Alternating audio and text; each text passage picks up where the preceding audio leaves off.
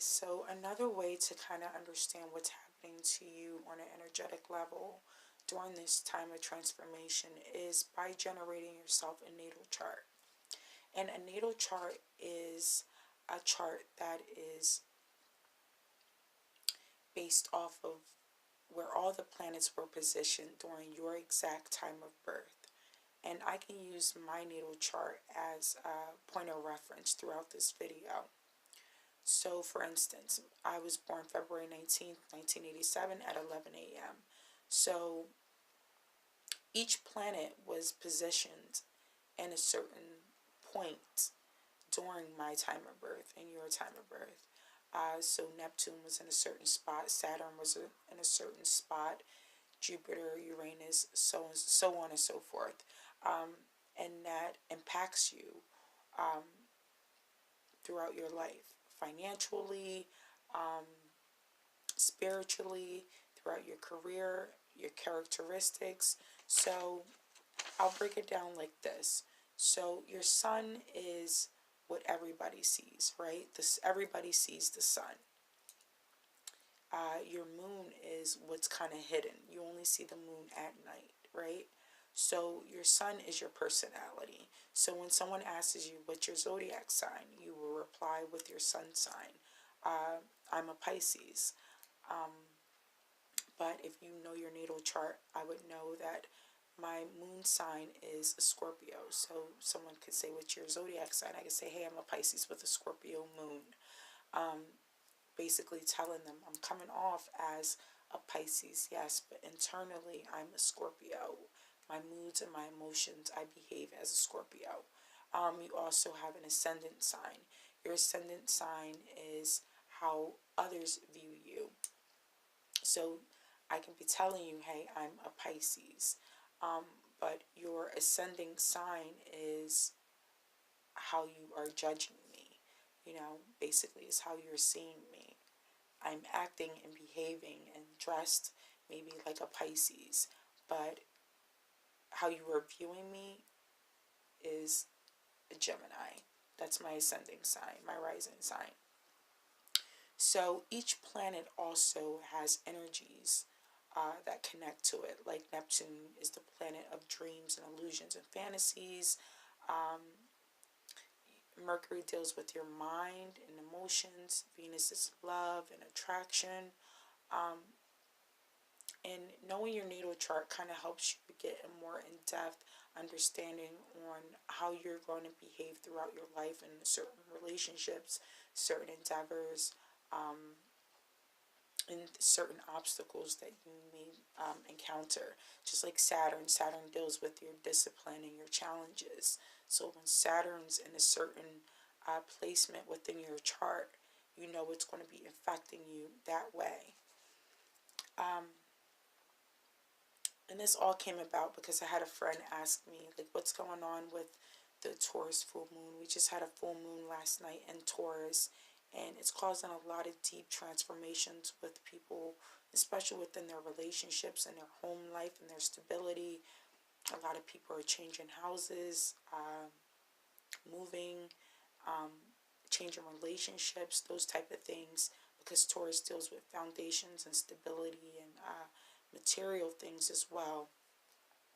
But we have a full moon in Taurus, and we also have a Venus retrograde in Scorpio. So a lot is dealing with your emotions and what you're attracted to and your deep passions and rebirths, and a lot of transformations are happening. And excuse me if I'm talking pretty fast because I'm trying to get this video out. I've tried to record this video more than once. But if you guys have any questions and you would like to know more about a natal chart and how you can generate your natal chart, I can show you how to do it completely free. It is a good way to understand yourself down here, because as above, so below. What's happening above us impacts us down here. So it is very important that you get to understand your natal chart. Our ancestors knew this knowledge. They had no technology. They had no distractions, no celebrity gossip, keeping them away from studying the cosmos and studying what is true. And they understood how these different planet positions and transits affected us. So, like I said, I'm going to be doing a part 2 when I have more energy about different planet positions and natal charts, and why you should kind of study your natal chart to understand how the planets are going to be affecting you when they move in certain different positions. Um, and also studying the moon calendar, knowing when we're going to have a full moon versus a new moon or a crescent moon. Knowing those things can also allow you to maneuver through different energies, especially if you are highly intuitive and highly sensitive, or you may be experiencing a spiritual transformation. And energetically, a lot of people are experiencing a spiritual transformation. They just may not know about it, or they may not know what to call it. They may think they're going through a deep depression. They may be thinking that their life is ending or having a midlife crisis. It could just be energetically the planets are moving about certain things. So retrogrades happen when it looks as if a planet is going backwards, but it's not actually going backwards. It's just kind of going around, kind of doing a little look-see to see if there's any false foundations, any things that you need to be working on, kind of bringing things to the forefront. And a lot of the energies that we're dealing with right now are causing things to shift and change almost rapidly. And if you're holding on to anything that you should be letting go of or should be working on internally, those things are going to be brought up to the surface. The moon deals with a lot of that energy, bringing things out, or making you deal with things internally. My bad. The sun kind of deals with bringing things out, but the moon deals with dealing with your emotions and dealing with things on the emotional internal level.